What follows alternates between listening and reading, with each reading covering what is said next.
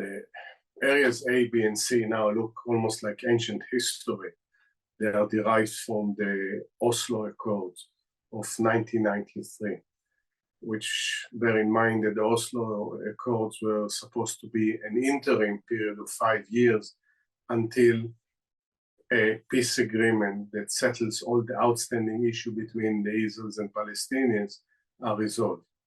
So they agreed to divide the West Bank to area A, B, and C, in which area A, which most Palestinians live in, is under complete military civil control of the Palestinians. Area B, which is a joint control of between the Israelis and the Palestinians, and area C, which is the biggest, it's more than 60%, closer to 65%, in complete control of Israel. And the idea was that by the time there is a peace agreement and borders are decided, basically these three areas will disappear. The fact that we are still talking more than 31 years after about area A, B, and C symbolizes the failure of the peace talks between Israel and Palestinians to reach a final status agreement in which there will be two states, Israel is the Jewish state and Palestine is the state of the independent state and a viable state of the Palestinians, because they haven't reached the idea that, again, these temporary arrangements will go away, and instead of this, they decide about the borders, where is Palestine, where is Israel, swapped land between Israel and Palestine to compensate for some of the areas of the settlements that will be annexed into Israel.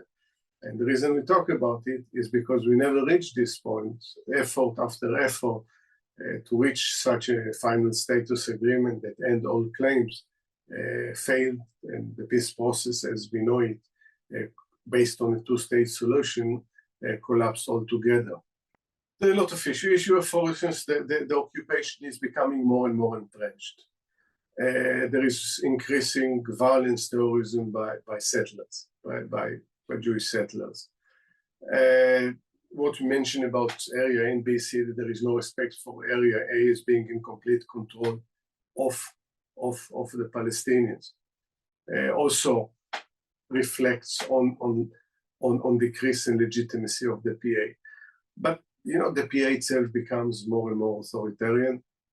It doesn't seem by the Palestinians themselves as represents their interests, their hopes, their aspirations.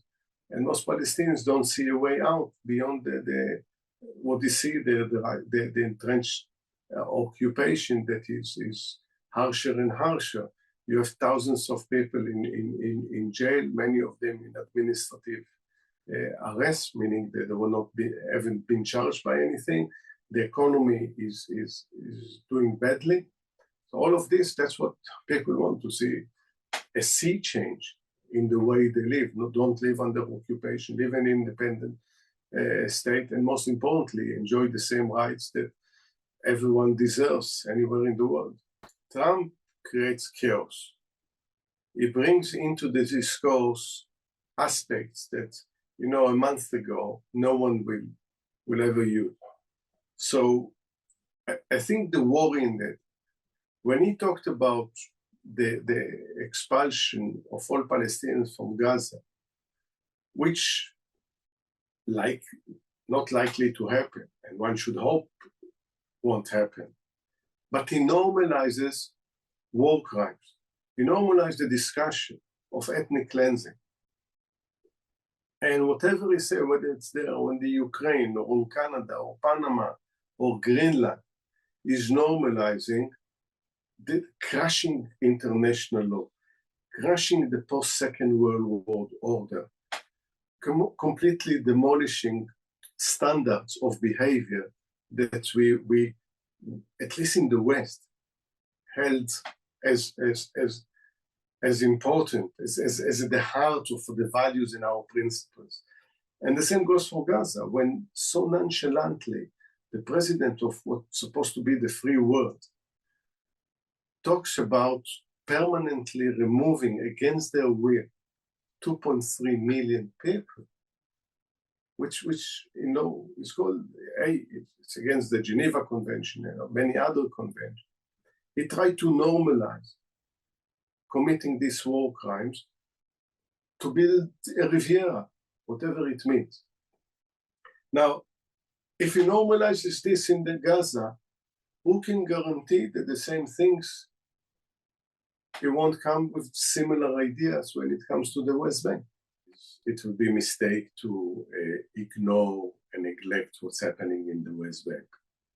Most of Palestinians in the occupational Palestinian territories live in the West Bank more than in Gaza.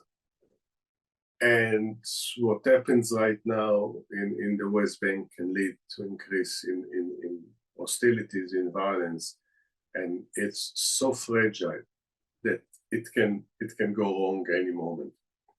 And I think when President Trump enters really kind of into the conversation, the possibility of expelling the Palestinians, it embodied actually the most radical. So you see, at the end of the day, this was the grand plan: no two-state solution, not recognition of the rights of Palestinians.